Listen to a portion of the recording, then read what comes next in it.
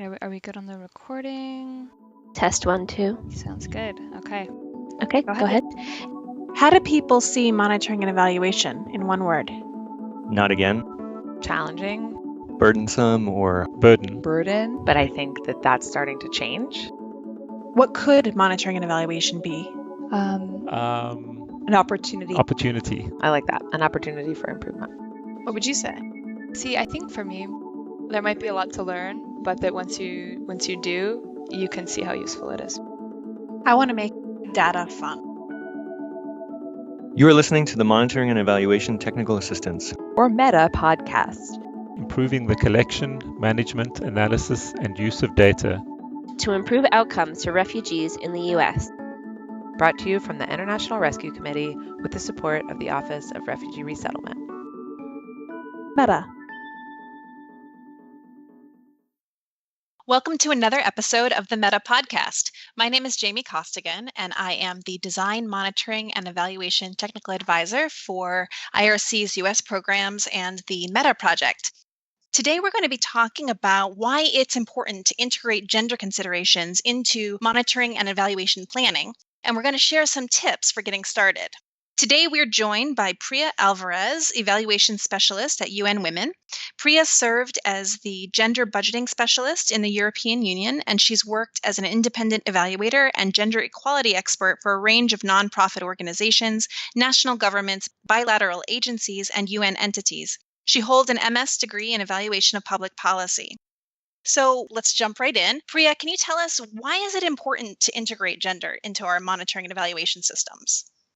Hello, Jamie. I want to say first that it's great to be here, and thank you so much for inviting me to talk more about monitoring and evaluation from a gender perspective. In UN Women, we pay a lot of attention to monitoring evaluation systems, and part of our mission is to make sure that the whole United Nations system is integrating gender equality concerns throughout it, together with human rights. So I would say first that gender-integrated monitoring and evaluation systems are instrumental to provide evidence of differential status, utilization, and access to services, program outcomes, and gender inequalities. And they can be also used to advocate for change and to address gender dimensions in resettlement programs.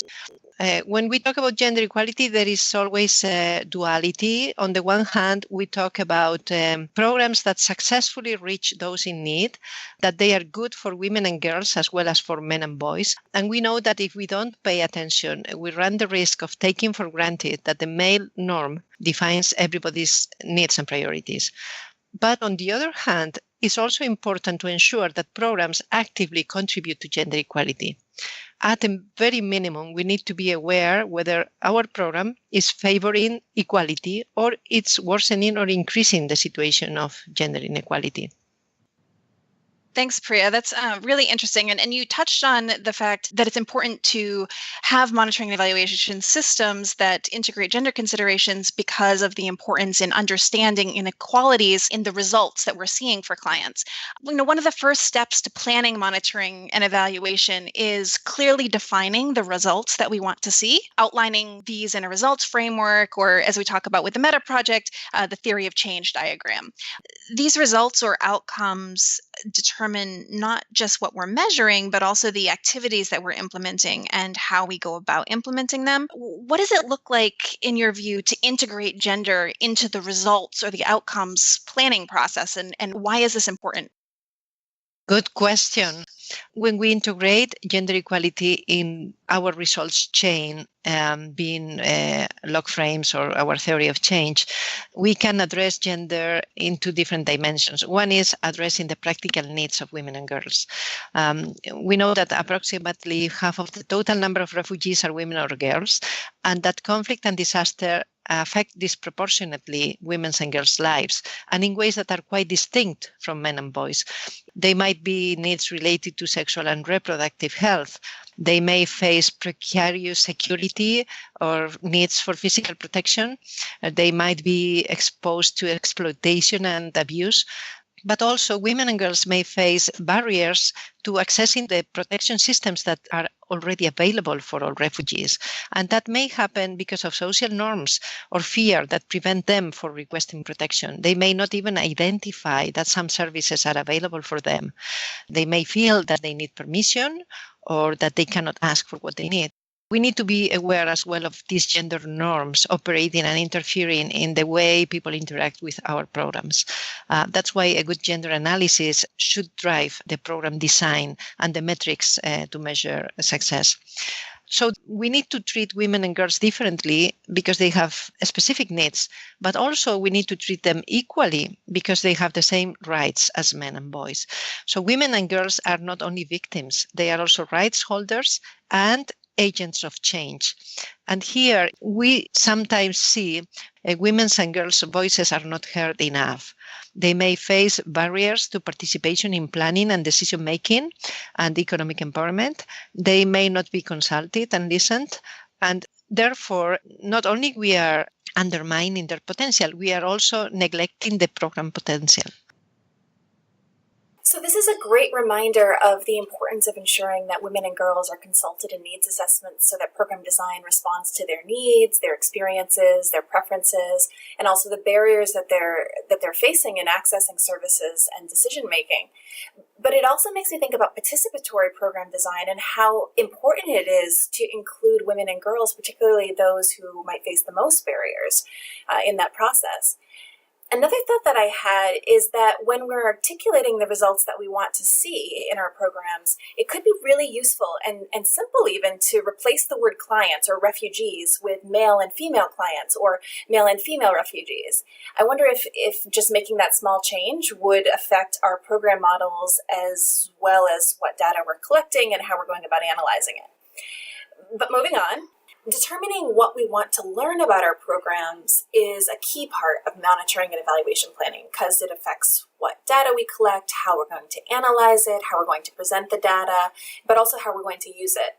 When it comes to gender, can you share some examples of questions that we should be trying to answer or things that we might want to understand about our programs? Yes, we have lots of questions. And again, I would say conduct an initial stock taking and make sure that you know who your stakeholders are, what their activities are, both for men and women, for girls and boys, what is their capacity, what are their gender roles and needs. I am not an expert on refugee resettlement issues, but can, of course, advance some questions that we always ask. So some issues might be, are women's voices heard? Are they organized, represented to defend their interests? And who is advocating on their behalf? In terms of power, who makes decisions affecting them within the household or within the program? Do you have already a gender disaggregated baseline information prior to start the program activities? What is the level of enrollment of women in training activities, for instance? Are there differences between men's and women's enrollment? Are differences related to the time of the day activities are organized or scheduled? Do you facilitate children care services for women attending trainings? As we know, this might be a factor preventing them from accessing training. If we talk about more specific issues like sexual and reproductive health, we may consider that single women traveling or with children or pregnant and nursing women, adolescent girls or elderly women may be at particular risks and require different systems of protection. We may consider issues related to security. Are there adequate conditions for refugees and migrants for women's physical safety, dignity and health? What about the accommodation facilities? When we talk about effective access to justice, we think it's crucial to reach out to victims in need who are not in a position to report the crimes. They may be reluctant to report violence or to access services. Some ethnic groups or some women with disabilities may face additional barriers, including cultural ones, preventing them from reporting violence to the police and receiving adequate protection. What about prevention measures to reduce exposure to sexual and gender-based violence? So in general, we think that all questions are welcome in the sense that we need accountability to the program, to duty bearers, and we need also visibility. It's important to talk about gender issues and disaggregated data. You touched on a lot of questions related to needs assessments, ensuring accessibility of services to both men and women. And I would just add there, one thing that's been very important for the IRC is thinking about the question of, are we achieving our results equally for male and female clients? It's important at each phase of the program design and monitoring and evaluation planning process to think about what we need to be considering related to gender. So we talked about integrating gender into our expected results and our learning priorities. How does this affect the indicators we might include in our log frames and that we might use to monitor and evaluate program performance? I could say, to keep it simple, that something very basic but very important is just disaggregating data and indicators, designing more specific and smart indicators addressing men and women separately, or girls and boys separately. At the minimum, I could say that disaggregating information by age and sex, but also, of course, ethnicity or country of origin and other categories is very powerful. It allows us to know how different target groups behave. Beneficiaries of an intervention, first of all, have the right to be treated fairly in their individuality. But I would particularly warn about conflating household interests with women's interests. I could also encourage people working with refugee resettlement programs to design specific indicators to measure equality. Here at UN Women, we favor indicators about inclusion and participation, and also we touch upon fair power relations, who is making decisions. We always mix qualitative and quantitative indicators. It's not only head counting. A balanced mix is essential to generate more and diverse information, to add credibility to the data, and to probe on more profound aspects of the changes that need to be demonstrated. If you want specific examples of indicators, I always recommend economic empowerment measures or independence, like the number of women that have their own income, their own property, productive resources in their own name, income, livelihood options. When it comes to violence, again, an attention to the perceptions of gender-based violence, like the percentage of people who agree that rape can take place within marriage. A lot of soft indicators about understanding and beliefs that are underlying discrimination and gender inequality. Of course, always consult your stakeholders when formulating and choosing indicators. They may have additional ideas. They may contribute to really identify what information is relevant. Those are great examples, Priya. Once people have developed their indicators that they would include in their monitoring and evaluation plans, how should gender considerations play a role in planning data collection and management activities? That's very important. It's a question that is not always asked, and it really makes a difference when it comes to the quality of information you get as a result. So we need to plan and decide not only what data are collected, but how and by whom. Of course, the first idea is to ensure equal participation of women and men.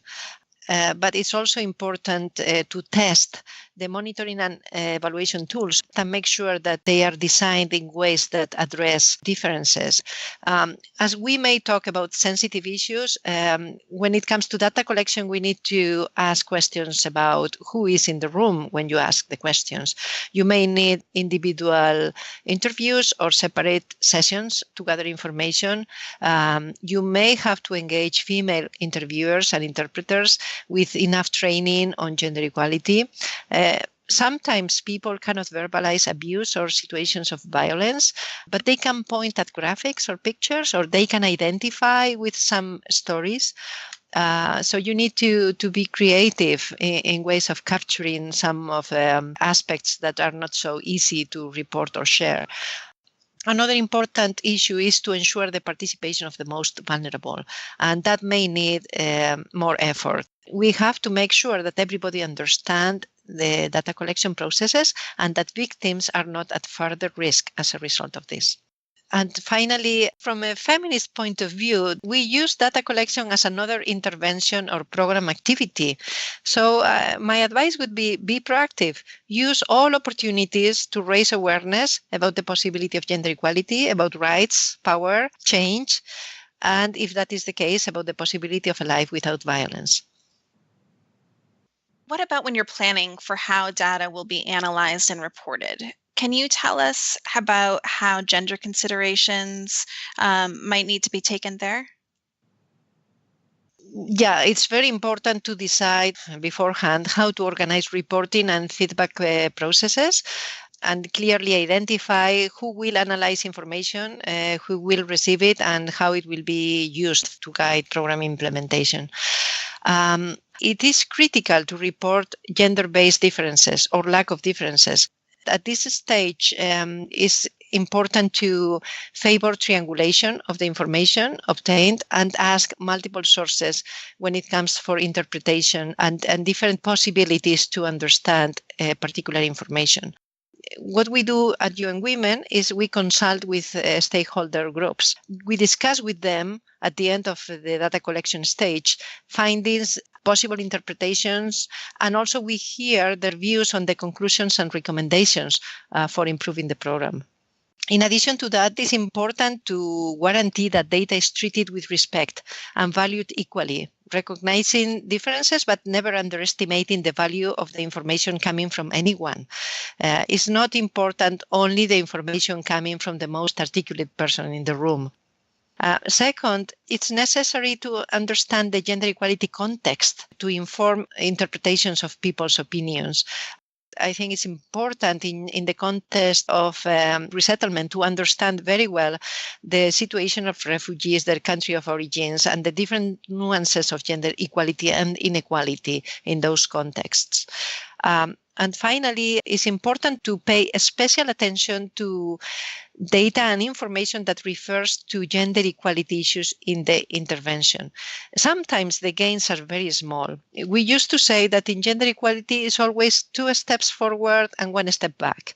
So we have to be prepared for backlash. We have to be prepared for something that is a gain, but it may not be sustainable over time. But for us, it's very important to reflect on all those aspects, because we seek not only to conduct and implement successful programs, but we also seek to understand perception, social norms, gender roles, and use that information to design better programs in the future.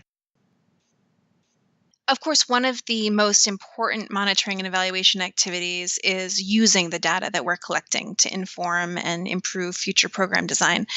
Can you share an example of how gender data can be used to improve programs? So sure, everything can be used, including the challenges to obtaining information, including the implications of not having enough data available or enough voices representing the variety and diversity of our stakeholders. No matter what, you can learn a lot, even if it says that the program has not been entirely successful. As program managers, through the analysis of our monitoring data, we can realize sometimes, for instance, that gender equality considerations are not fully implemented throughout the full resettlement cycle. Women may get referrals for healthcare services, but not follow up or show up later. We may notice differences in program implementation and results, for instance, for female-headed families.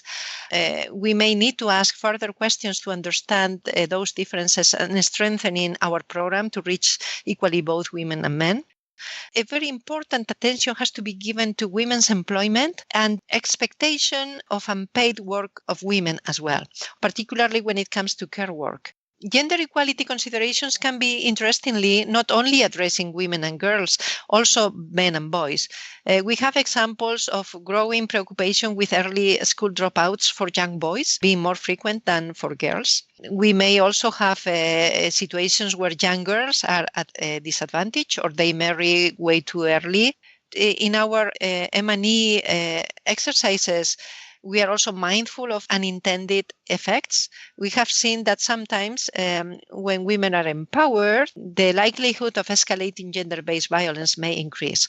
So it's important to have all these considerations in mind when we come to the reality of using more information about the program to inform future program design, but also to conduct better and more sensitive M&E exercises. Okay, one last question. If listeners want to hear more about integrating gender into monitoring and evaluation systems, where can they go to learn more? Well, of course, I would recommend to go to our website, unwomen.org. In the UN, we have a UN evaluation group. The website is also uneval.org. We have evaluation handbooks and materials for integrating human rights and gender equality in evaluation and monitoring. But also, I have to say that there are very important materials developed by international NGOs and other organizations. I would recommend the guidelines for integrating gender into an M&E framework and system assessment from Measure Evaluation. AWIT has a fantastic material called Capturing Change in Women's Reality. And I am a big fan of materials produced by CARE USA, measuring gender transformative change, designing a common gender indicator framework for CARE's Pathway program, for instance. So I would recommend you to visit all these sites and look at many ways in which people conduct M&E exercises with a gender equality perspective within them.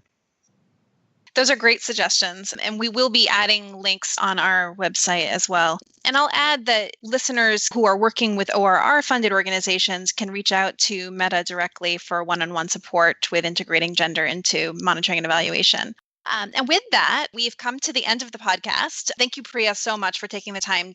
And thanks to our listeners as well. Please let us know what you think of the Meta podcast. What other topics do you want to hear about? Email meta@rescue.org and follow us on Twitter @US Meta Support. For past podcasts and other M&E related resources, visit metasupport.org. My pleasure, Jamie. Thank you. Thank you, Priya, so much.